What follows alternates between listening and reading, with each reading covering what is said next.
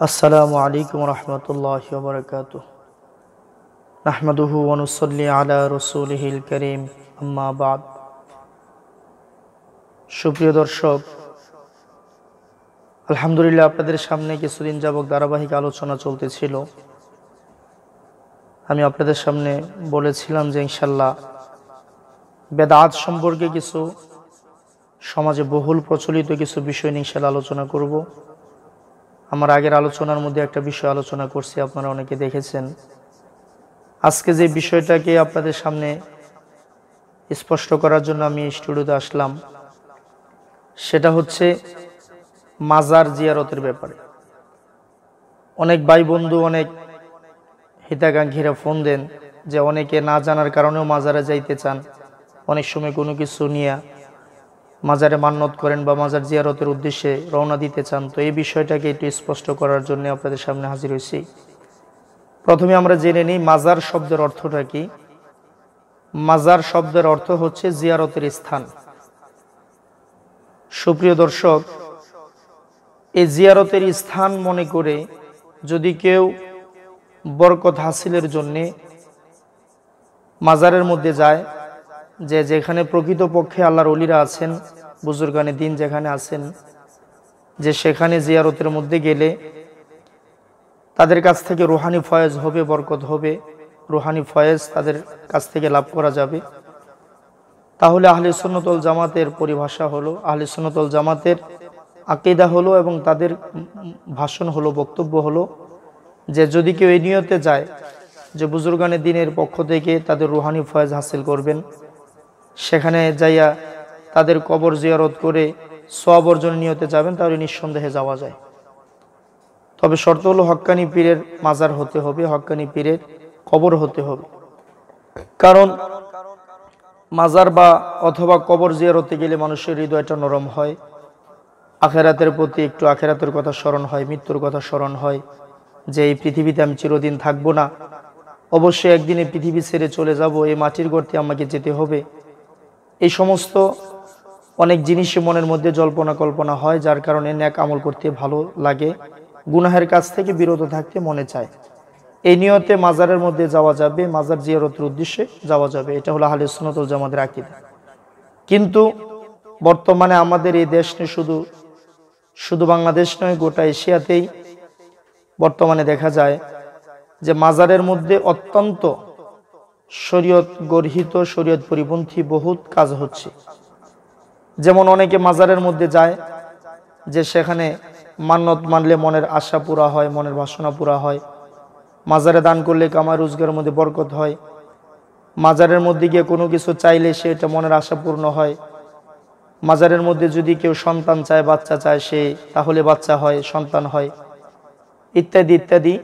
এই সমস্ত বিষয় নিয়ে যারা মাজারে যায়, এগুলো হলো সম্পূর্ণরূপে শিরিক, সম্পূর্ণরূপে শিরিক, সম্পূর্ণরূপে হারাম।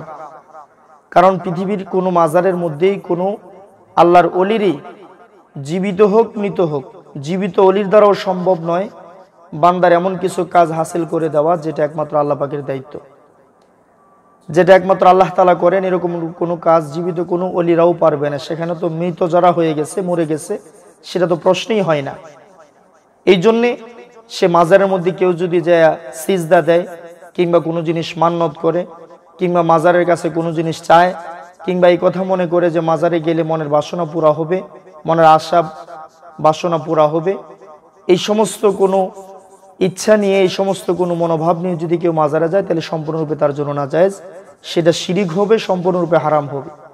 আর কোরআন শরীফের মধ্যে আল্লাহ পাক বলেন, ইন্না শিরকা লাযুলমুন আযীম। পৃথিবীতে যত বড় বড় গুনাহ আছে, এর মধ্যে সবচেয়ে বড় গুনাহের নাম হলো শিরিক। আল্লাহ তাআলার সাথে কাউকে শরীক করা, কাউকে অংশীদার স্থাপন করা, এটাকে মহান আল্লাহ তাআলা কখনোই ক্ষমা করবেন না, কখনোই মাফ করবেন না। এই জন্য সুপ্রিয় দর্শক, আপনাদের সামনে আমার বলার বিষয়টা হলো যে কবরের মধ্যে ফুল দেওয়া সম্পূর্ণরূপে বেদাত, মাজারের মধ্যে মান্নত মানা সম্পূর্ণরূপে বেদাত, মাজারের মধ্যে সিজদা দেওয়া সম্পূর্ণরূপে হারাম, শিরিক, কুফরি, মাজারের কাছে গিয়ে নিজের বাচ্চা চাওয়া, নিজের মনের বাসনা পূরার জন্য চাওয়া, কিংবা কোনো জিনিস হাসিল হওয়ার জন্য মাজারে মান্নত করা, এই জিনিসগুলো সম্পূর্ণরূপে শিরিক, সম্পূর্ণরূপে বেদাত, এগুলো কুফুরের অন্তর্ভুক্ত।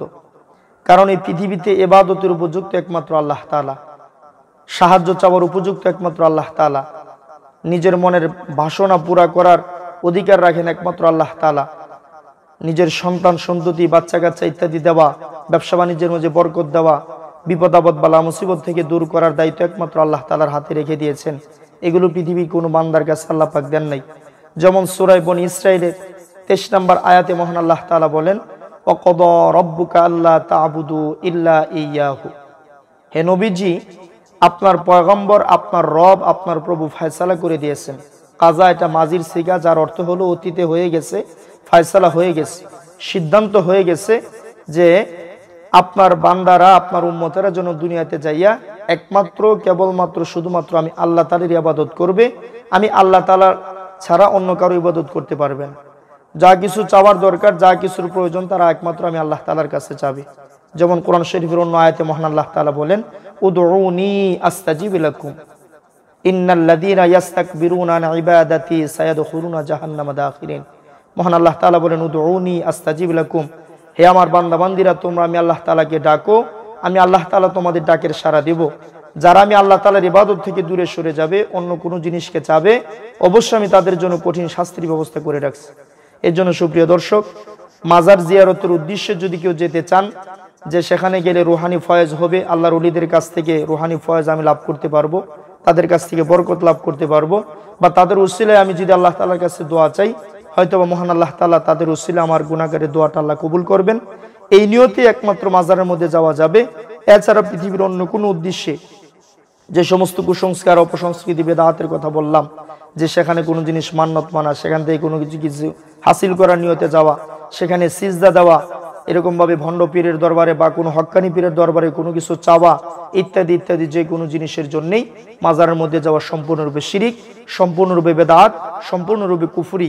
এই জন্য আহলে সুন্নাত ওয়াল জামাতের আকীদা হলো যে মাজারের কোনো অলিরা কোনো জিনিস মনের বাসনাকে পুরা করতে পারে নাই, যেরকম জিন্দা অলিরা পারে না, মৃত অলিরা তো প্রশ্নই উঠে না। এই জন্য সুপ্রিয় দর্শক, সুপ্রিয় শ্রোতা মণ্ডলী, আপনাদের কাছে আমার বিনীত অনুরোধ থাকবে, আমাদের যা কিছু চাবো একমাত্র মহান আল্লাহ তাআলার কাছে চাবো। মহান আল্লাহ তাআলা আপনাকে আমাকে দেওয়ার জন্যই বসে আছেন। আমরা আল্লাহ তাআলার কাছে যদি চাইতে পারি, আমার চাওয়াটা যদি মন থেকে হয়, অন্তর থেকে হয়, তাহলে আমাদের চাইতে দেরি হবে ইনশাআল্লাহ, আমাদের মনের বাসনাটিকে আল্লাহ তাআলা পুরা করতে দেরি হবে না ইনশাআল্লাহ। এজন্য আসুন আমরা আমাদের আকীদাগুলোকে ঠিক করি, আকীদাগুলোকে সহি তরিকায় চলিয়ে আমরা ইবাদত করি, আল্লাহ পাকের ইবাদত বন্দেগী করে দুনিয়া থেকে যাই। এই সমস্ত মাজার জিয়ারত থেকে, এই সমস্ত মাজারের মধ্যে যাওয়া থেকে আমরা বিরত থাকি। এই সমস্ত মাজারে যে কোনো ধরনের মান্নত মানা, যে কোনো মনের বাসনার জন্য যাওয়া ইত্যাদি যে সমস্ত জিনিসগুলো শিরিক, কুফর, বেদাত, এগুলি থেকে আমরা বেঁচে থাকি। আল্লাহ পাক আমাদের সকলকে বুঝার তৌফিক দান করুন।